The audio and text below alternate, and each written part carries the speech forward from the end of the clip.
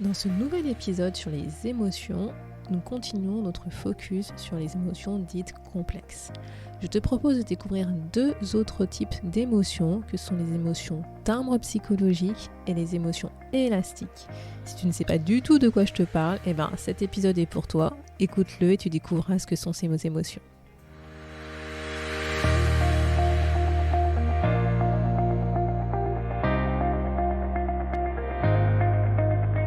Bonjour à tous et à toutes, vous êtes sur le podcast Le quart d'heure d'Inspire Action. Moi c'est Wefa, votre coach en transformation de vie. Chaque semaine, retrouvez dans ce podcast des outils pour développer votre self-awareness, des actions à réaliser pour démarrer votre transformation, ainsi que des témoignages de personnes comme vous et moi qui ont décidé de devenir l'architecte de leur vie. Alors, installez-vous tranquillement et prenez de quoi écrire. Hello la tribu et bienvenue dans l'épisode 74. Nous continuons notre focus sur les émotions complexes. Si jamais tu débarques directement sur cet épisode, moi je te conseille d'aller écouter l'épisode précédent, l'épisode 73, où justement j'avais commencé à te parler des émotions complexes qu'on ressent, notamment les émotions de substitution et les émotions mélangées, parce que aujourd'hui, dans cet épisode, on va faire un focus sur les deux autres types d'émotions que je voulais partager avec toi, que sont les émotions timbres et les émotions élastiques. Alors effectivement, ce sont des mots bizarres, tu te dis mais qu'est-ce que c'est qu'une émotion timbre ou une émotion élastique ? On va voir ça tout de suite et j'espère que ça sera beaucoup plus clair pour toi avec les exemples que je vais partager. Donc nous démarrons tout de suite avec les émotions timbres ou ce qu'on va appeler plutôt les timbres psychologiques. Et pour t'illustrer en fait ce qui est un timbre psychologique, je vais te raconter une histoire. Donc supposons un collègue qui subit des moqueries au boulot depuis plusieurs mois en fait, ça dure plusieurs mois, qu'il a des critiques de son manager assez régulièrement devant l'open space, devant ses collègues. Personne ne dit rien et le collègue subit ses critiques, ses moqueries de son manager.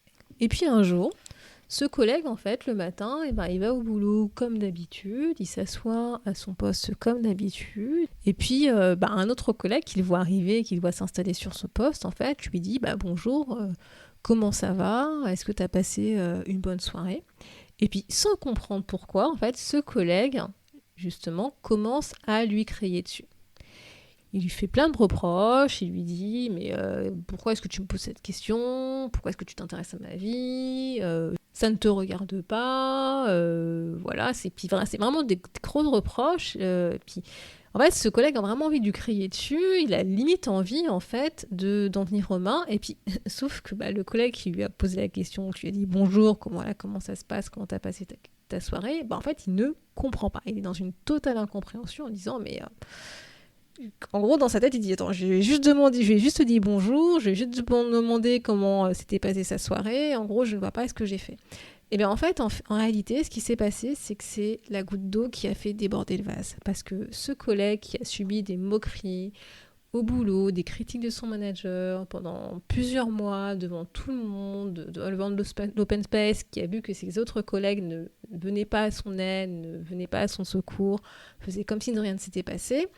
En fait, ça s'est accumulé en fait en lui. C'est que tous ces ressentiments, toutes ces émotions qu'il a ressenties, de la colère, éventuellement de la tristesse, de la peur, tout ça s'est en fait accumulé en lui et est ressorti en fait comme un bouchon de champagne à un moment donné pour une situation qui était complètement anodine, qui n'avait rien à voir avec ce qu'il avait l'habitude de vivre. Et voilà, et c'est ressorti, quand on dit, c'est la goutte d'eau qui a fait déborder le vase. Et là, en fait, ce collègue, a juste fait ressortir toutes les émotions qu'il avait accumulées sur la mauvaise personne, dans la mauvaise situation. C'est ce qu'on va appeler justement un timbre psychologique. En fait, c'est quand tu as une émotion qui n'a pas été exprimée au moment opportun et qu'elle s'est accumulée. Je ne sais pas si tu te souviens, mais ce que je te disais, vraiment, le meilleur moyen de gérer nos émotions, c'est de pouvoir la partager au moment où on ressent cette émotion. Parce que si jamais on ne la partage pas, elle va s'accumuler en nous et on va accumuler des ressentiments. Elle va être en fait à l'intérieur de nous comme Tu vois, comme quelque chose qui est coincé en fait et qui va commencer à bouillonner petit à petit, petit à petit. Et en fait, on accumule ces ressentis en nous de manière consciente ou inconsciente. Et elles vont rester, voilà, sans qu'on en fasse quelque chose, sans qu'on les exprime. On va avoir l'impression que c'est ok pour nous, qu'on les a gérés, que c'est passé, etc. Sauf que c'est pas forcément le cas. Et c'est pour ça justement qu'on utilise cette expression de timbre psychologique qui s'accumule. Parce qu'en fait, on va accumuler. Un peu comme, tu vois, tu mets paf un timbre, un deuxième timbre, un troisième timbre, qui s'accumule sur des émotions que tu vas ressentir, que tu vas pas exprimer, suite à généralement à des conflits face à d'autres personnes. Et en fait, à force d'accumuler ces émotions, au bout d'un moment, comme un bouchon de champagne, ça saute, ça pète. Voilà, c'est la goutte d'eau qui fait déborder le vase pour X raisons. Et parfois, c'est justement pas forcément face à la personne qui nous a fait accumuler ses émotions. C'est pas forcément dans la même situation où on a accumulé ses émotions. Et en fait, ça va sortir, ça va sauter. Et ce qui se passe, c'est que toute cette accumulation, en fait, va se transformer en violence envers nous, voire envers les autres, que ça peut être une violence verbale, parfois une violence physique, parce que tout simplement, ce qui va se passer, c'est qu'on va restituer ces timbres. C'est-à-dire qu'on en a tellement accumulé que là, on n'en peut plus. Et donc là, on va dire, paf, je te donne cet timbre, je te donne cet timbre, je te donne cet timbre, parce qu'on n'en peut plus, notre corps n'en peut plus, notre cœur n'en peut plus, notre tête n'en peut plus. Et on veut en fait les enlever de nous. Et en gros, c'est un peu comme si on les balançait à la première personne qui est devant nous et qui nous a posé la question, qui pour X raison nous a rappelé la situation où on a accumulé ces timbres en fait.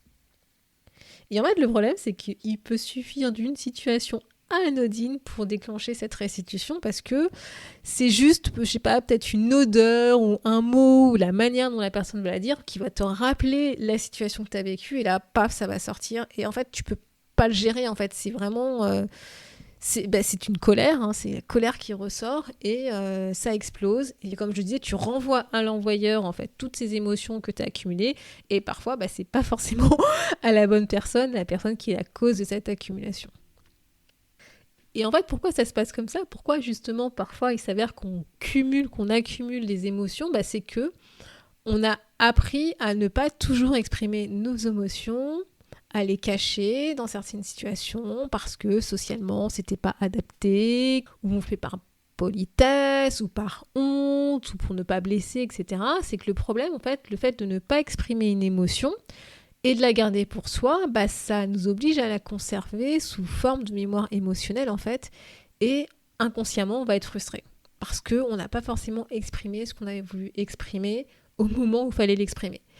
Et en fait, on va accumuler en nous, et le jour où en fait on va libérer tous ces timbres cumulés, toutes ces émotions accumulées, on va restituer en fait l'émotion, on va la redonner en disant, on va dire un peu, je te rebalance le truc que j'ai gardé en moi, et ça peut faire mal.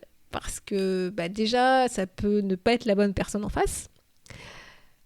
Elle peut ne pas comprendre en fait justement ce qui se passe parce que pour elle en fait elle n'a pas forcément conscience que y a eu un cumul justement de plein d'émotions et que là on est en train de les restituer. Donc elle peut dire mais attends, tu t'es levé du mauvais pied, je comprends pas trop pourquoi tu réagis comme ça, etc. Et comme je disais, ça peut ne pas être la bonne personne en fait à qui on restitue ces émotions. Donc là pour le coup c'est double peine pour la personne qui est en face. Et donc, si jamais ce que je t'ai partagé, ça te parle et qu'effectivement, tu t'es rendu compte que tu avais accumulé des émotions, de ce qu'on va appeler donc des timbres psychologiques, voilà ce que tu peux faire pour éviter de les restituer à la mauvaise personne. Donc déjà, réfléchis à voilà, justement, qu'est-ce que tu as accumulé en toi et est-ce que tu as envie de, on va dire, restituer cette émotion, de restituer ce timbre. Quel est ton intérêt en fait à le faire et quel est ton intérêt à ne pas le faire ? Parce que parfois, tu as intérêt à ne pas le faire, à le restituer d'une autre manière, mais pas forcément à la personne qui est en face et pas forcément de manière violente. Ensuite, si tu as envie de restituer en fait cette émotion, c'est-à-dire que tu as envie de parler à la personne qui t'a fait accumuler cette émotion, qui peut être de peur, de tristesse ou de colère, moi, ce que je te propose, c'est en fait de t'entraîner justement à parler de manière assertive de ce que tu as ressenti avec cette personne. Et pour ça, tu peux t'entraîner à utiliser la méthode DESC, pour ça, de la communication non violente. Je t'en avais déjà parlé dans l'épisode 20 du podcast. pour pouvoir justement parler tranquillement, sans balancer ton timbre à la mauvaise personne et de manière violente, vraiment de préparer en fait ton discours, de préparer ce que tu as envie de dire, ce que tu as envie de partager à la personne en fait qui t'a fait justement accumuler ses émotions et de manière assertive, de manière neutre. Donc voilà pour les timbres émotionnels. Le deuxième type d'émotions complexes que je veux partager avec toi, c'est ce qu'on va appeler les élastiques émotionnels. En fait, tu vois, quand par exemple, tu as une réaction qui est disproportionnée par rapport à un événement que tu es en train de vivre, et ben en fait, c'est parce que tu as cette réaction qui a été ancrée en toi pendant très très longtemps, qui est suite en fait à une expérience passée que tu as vécue et que tu n'as pas gérée au moment où il fallait la gérer. Et en fait, c'est une réaction que tu as déjà vécue dans ton passé, mais de manière, en fait, c'était un événement très fort, limite qui t'a traumatisé, qui a été très négatif pour toi, en tout cas, que tu as vraiment ressenti de manière négative pour toi. Et en fait, tu as ancré cette réaction en toi. Et il s'avère que tu as un événement présent qui va se présenter à toi, qui peut être différent du précédent, qui peut se ressembler, mais tu vois, qui peut être différent en termes d'intensité émotionnelle, etc. Mais qui va te rappeler, en fait, cette forte émotion, ce que tu avais ressenti. Et ce qui va se passer, c'est que cette émotion ancienne que tu as vécue, elle va ressurgir, en fait, de la même intensité que tu l'avais vécue lors de la précédente expérience, même si l'expérience que tu es en train de vivre en ce moment n'est pas forcément de la même intensité. Et c'est là qu'on va parler d'une réaction disproportionnée, parce qu'en fait, c'est la bonne émotion, mais en fait, tu la vis de manière disproportionnée par rapport à ce que tu es en train de vivre, par rapport à l'événement qui est en train de se passer, tout simplement parce qu'en fait, ça t'a rappelé quelque chose que tu as vécu dans ton passé, qui est ancré dans ton passé, et qui, à l'époque, t'avais en fait réagi de cette manière-là. Et en fait, on va dire que c'est une émotion élastique parce qu'en fait, c'est une émotion qui revient de ton passé avec la même intensité alors qu'elle n'est pas forcément adaptée à la situation que tu es en train de vivre. En fait, c'est une ancienne émotion qui ressurgit face à une situation que tu vis et que tu ne maîtrises pas forcément, tu vois. Et en fait, tu peux reconnaître ces émotions élastiques quand tu adoptes un comportement que toi-même, tu ne peux pas forcément expliquer, en fait. Si par exemple, tu vois, tu te mets à pleurer sans raison ou tu commences à avoir une rage folle qui surgit en toi et que tu sais pas trop pourquoi, ou encore si tu as une peur, tu vois, qui te fige inconnue, que tu n'arrives pas à expliquer, qui te paralyse, et peut-être que c'est parce que ce que tu es en train de vivre, en fait, ça fait écho à quelque chose que tu as déjà vécu par ton passé, mais qui a eu un impact fort en toi, en fait. Et en fait, cette émotion qui revient, donc c'est l'élastique, tu vois, un peu comme l'élastique qui revient, elle va se présenter en toi parce qu'en fait, il y a des similitudes entre la situation que tu es en train de vivre et celle du passé. Même celle du passé était plus, on va dire, forte émotionnellement et justement, l'émotion que tu as vécue était justifiée. La situation que tu es en train de vivre actuellement, il y a des similitudes, mais en fait, le côté émotion, le côté charge émotionnelle, c'est pas forcément la même charge émotionnelle, mais c'est juste que comme ça fait écho en toi, et t'as l'élastique, t'as le truc qui te revient inconsciemment et tu surréagis en fait l'émotion parce que c'était celle que tu as eue lors de la précédente situation.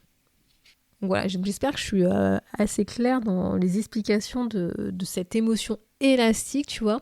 En fait, c'est que c'est cette émotion qui revient en toi, qui ressurgit en toi de manière, entre guillemets, disproportionnée. C'est parce que la situation initiale que tu as vécue dans ton passé, qui a déclenché en fait cette émotion, c'était une situation extrêmement stressante pour toi, voire traumatisante pour toi. Et en fait, elle s'est ancrée, tu vois, elle s'est ancrée inconsciemment dans ta mémoire émotionnelle, dans ce que tu as vécu.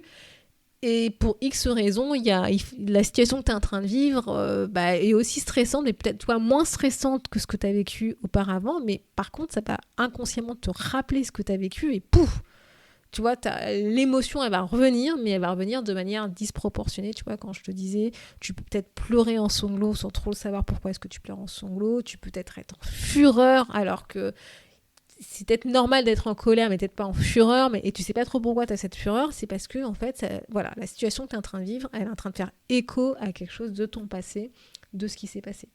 En fait, l'émotion élastique, pour résumer, en fait, c'est la manifestation dans l'instant présent, ici, maintenant, d'une ancienne émotion que tu as vécue, que tu as ressentie par le passé, voire que tu as ressentie dans ton enfance.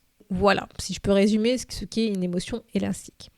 Et donc, si jamais ça te parle de ce que je suis en train de te dire, que justement, tu as identifié des situations où tu as cette émotion élastique qui est revenue, qui a surgi, en fait, qui a montré son nez, je te propose 2 idées pour pouvoir travailler dessus. Donc, première idée, c'est de comprendre, en fait, l'origine de cette émotion. C'est de comprendre, en fait, la situation, en fait, dans ton passé, voire dans ton enfance, qui a généré en fait cette émotion élastique. Et là, pour le coup, c'est un travail thérapeutique qu'il faut faire, qui est nécessaire, puisque ça nécessite d'aller dans ton passé, dans ton enfance, de comprendre ce qui s'est passé, pourquoi qu'est-ce qui a créé cette situation extrêmement stressante, qui fait que tu as cette réaction, cette émotion disproportionnée par rapport à ce que tu as vécu dans ton passé. Deuxième idée, c'est si tu veux travailler plus sur le comportement que tu peux adopter face à cette émotion ici, maintenant, tu peux utiliser l'outil D3P que j'adore. C'est donc protection, permission, puissance, que j'ai déjà abordé dans plusieurs épisodes et donc notamment récemment dans l'épisode sur la peur. Et donc pour cela, c'est d'identifier le comportement que tu veux avoir en fait face à cette situation qui a été stressante par le passé, qui peut éventuellement se reproduire dans le présent maintenant et que tu peux justement adopter un comportement qui soit plus approprié par rapport à la situation actuelle, qui a des similitudes avec la situation du passé mais qui n'est pas forcément la même. C'est donc tu identifies le comportement que tu veux adopter, celui qui est en cohérence avec la situation donnée actuelle. Et tu te poses ces 3 questions. Donc, la permission, c'est quelle autorisation te donnes-tu pour adopter ce comportement ? La protection, c'est quelle protection as-tu besoin pour te mettre en confiance, pour pouvoir adopter ce comportement ? Et le 3e P, la puissance, c'est quelles sont les ressources que tu possèdes en toi qui vont te permettre d'adopter ce comportement que tu peux mettre en place par rapport à la situation donnée. Donc voilà, on a fait le tour de ces émotions complexes. J'espère que ça a fait écho en toi, que ça t'a permis de mieux comprendre justement certaines situations que tu vis dans ton quotidien par rapport aux émotions, que ça te permet de creuser un peu plus justement cette notion d'émotions complexes. Et comme à son habitude, je le dis et le redis, si jamais tu as des questions, tu n'hésites pas à me contacter, je suis là pour ça. Et je te dis à bientôt. Merci d'avoir écouté le podcast Le quart d'heure d'Inspire Action. Et surtout, n'oublie pas, ce podcast est fait pour toi, pour t'inspirer à passer à l'action maintenant pour changer ta vie. À la semaine prochaine pour un nouvel épisode.